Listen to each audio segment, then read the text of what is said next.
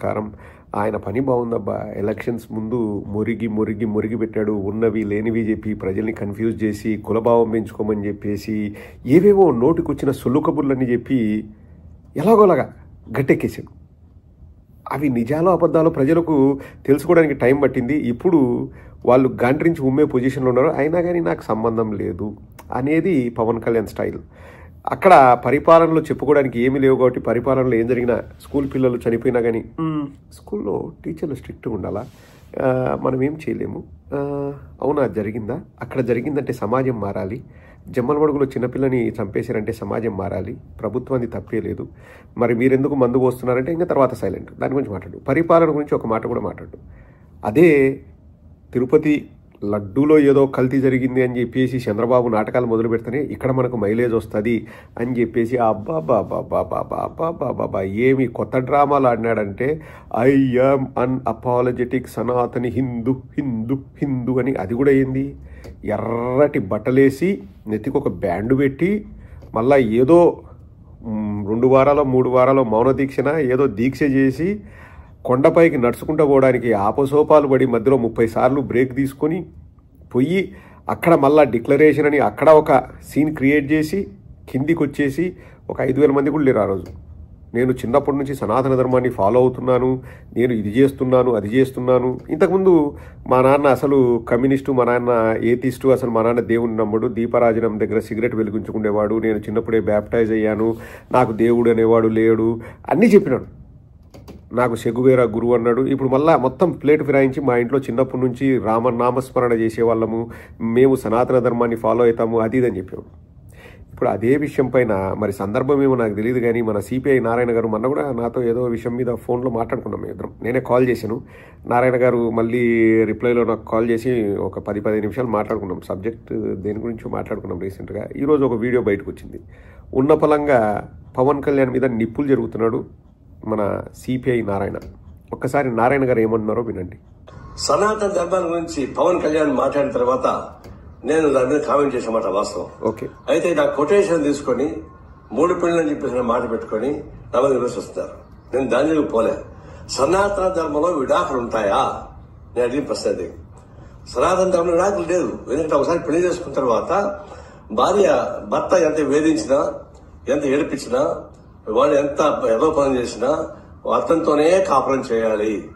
భర్తని వ్యతిరేకిస్తే ఆయన పాపానికి పోతారు అని, భర్త చనిపోతే చితిమంటల పైన భార్యని కూడా తగలబెడతారు అనేది దాని సారాంశం.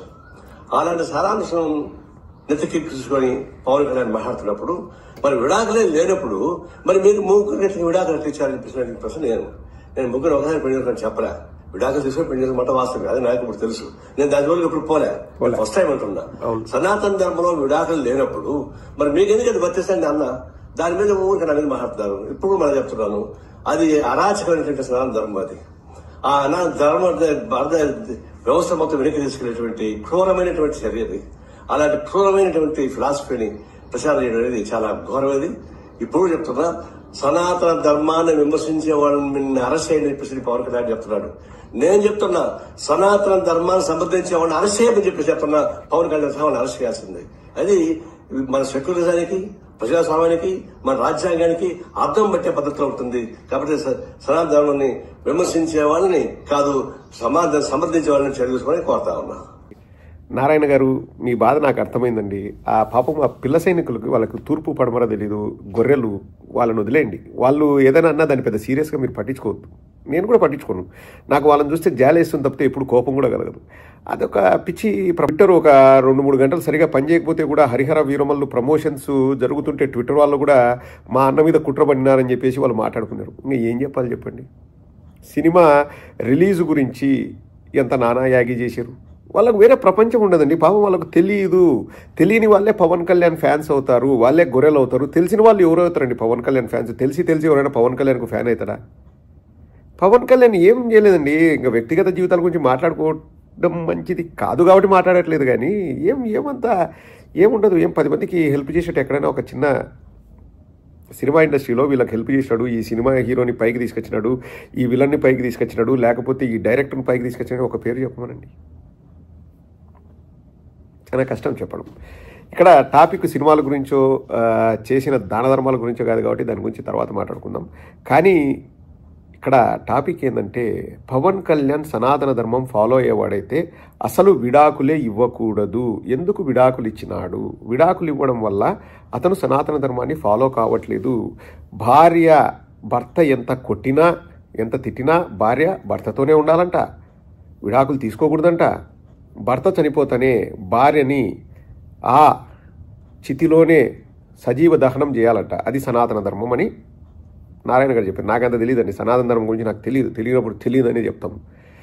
ఎవరైనా మంచిగా ఉండాలా, ఒకరు ఇతరుల మీద చేయి చేసుకోకూడదు, ఇతరులని చంపకూడదు, కులాల గురించి మాట్లాడకూడదు, మతాల గురించి మాట్లాడకూడదు అనేది నా ప్రిన్సిపల్ ఆడి వరకు పెట్టుకుంటా. ఇంకా సనాతన ధర్మంలో ఏముందో అది మంచిదా చెడ్డదా డిబేట్లు కూడా నేను పోదలుచుకోలేదు. కానీ నారాయణ గారు క్లియర్గా చెప్తున్నారు, సనాతన ధర్మాన్ని ఫాలో అయ్యే వాళ్ళు 3 పెళ్ళిళ్ళు చేసుకోరంట. పవన్ కళ్యాణ్ చేసుకున్నాడు కాబట్టి ఎట్ట ఫాలో అవుతున్నాడంటే నేను చెప్తున్నా. నారాయణ గారికి సమాధానం చెప్పడానికి వచ్చిన గొర్రెలకు కాదు, గొర్రెలకు చెప్పిన వాళ్ళు వినరు, అవి వేస్ట్. నారాయణ గారికి నేను ఏం చెప్తున్నా అంటే నారాయణ గారు పవన్ కళ్యాణ్ సనాతన ధర్మం అనేది ఒక 3-4 నెలల నుంచి నెత్తికెత్తుకున్నాడు. కానీ అంతకుముందు సనాతన ధర్మం లేదు, ఏమీ లేదు, అన్అపాలజెటిక్ సనాతని అది అని డ్రామాలు ఆడుతున్నాడు. ఇప్పుడు ప్రజలకు అన్నీ అర్థమవుతున్నాయి. ఎలక్షన్స్ ముందనుకోండి, ప్రతిపక్షంలో ఏముంది, మన కత్తికి 2 వైపులా పదును ఉంటుంది. ఇటంటే అట్టనొచ్చు, అట్టంటే ఇదనొచ్చు. ప్రజలు మనల్ని ఎప్పుడు ప్రశ్నించారు, ప్రతిపక్షంలో ఉన్న వాళ్ళని, అధికారంలో ఉన్న వాళ్ళని ప్రశ్నిస్తారు. సో పవన్ కళ్యాణ్ చెలరేగిపోయినాడు, అదేదో వర్కౌట్ అయితే పవన్ కళ్యాణ్ ఏదో అనుకుంటున్నాడు, నేనే తురుము కేక అని. అదే ఒక సమస్య వచ్చినప్పుడు ఆ తీవ్రత ఏది, నేను అడిగేది కూడా అదే. సమస్య వచ్చింది, జమలోడు కూడా ఒక పాప చనిపోయింది, కారు మీద కవాతులేవి, కుక్కల వ్యానికి మొరగడమేది, మట్టి కొట్టుకొని పోతారని పిసకడమేది, ఆడికొచ్చి ధర్నా చేయడమేమి, అవన్నీ లేవు. ముచ్చుమరిలో బాలిక చనిపోయి అదృశ్యం అయిపోయి ఇంకా ఇప్పటికీ కూడా ఆచూకీ లేదు, చనిపోయిందా బతికిందా తెలియదు, అసలు పార్థివ దేహం ఉందా లేదో తెలియదు. సంవత్సరం అవుతుంది. ఎందుకంటే నాకు బాగా గుర్తు, వీళ్ళు అధికారంలోకి వచ్చిన 2 వారాల్లోనో 3 వారాల్లోనో ముచ్చుమరి సంఘటన జరిగింది. దాని గురించి అడిగితే స్కూల్లో టీచర్లు బాధ్యత తీసుకోవాలి, స్కూల్లో టీచర్లు ఇలా ఉండాలి అలా ఉండాలని మెల్లగా చెప్పాడు తప్పితే ఆవేశపడలేదు, ఊగిపోలేదు. సుగాలి ప్రీతి కేసుని నేను సార్ట్అవుట్ చేస్తా, అధికారంలోకి వచ్చిన వెంటనే అదే సార్ట్అవుట్ చేస్తా అన్నాడు. సంవత్సరం అయింది, సుగాలి ప్రీతి కేసు కూడా జరగలేదు. జరగకపోగా ఫిబ్రవరిలో సిబిఐ వాళ్ళు చేతులు ఎత్తేసారు, మా దగ్గర చాలా కేసులు ఉన్నాయి, ఈ కేసుని మేము డీల్ చేయలేము అని. అప్పుడు మళ్ళా కుక్కల వ్యానికి మొరగడం లేదు, కారు మీద కవాతులు చేయడం లేదు, మట్టి విసకడం లేదు, మట్టి కొట్టుకొని పోతారని చెప్పడం లేదు, ఏమీ లేదు. 30,000 మంది అమ్మాయిలు మిస్సింగ్ అన్నారు. నువ్వు అధికారంలోకి వచ్చినావు, నీకు పైన నీగా వర్గాలు కూడా తెలుసు, ఏమన్నా అడగచ్చు కదా అంటే అవన్నీ పట్టించుకోము, నా సినిమాను ఆపాలని చూసినారు, నేను రిటర్న్ గిఫ్ట్ ఇస్తా, థియేటర్ల మీద తనిఖీలు చేస్తా, వాళ్ళ మీద పగ తీర్చుకుంటా, నా పెత్తనం చూపిస్తా, నా ప్రతాపం చూపిస్తా.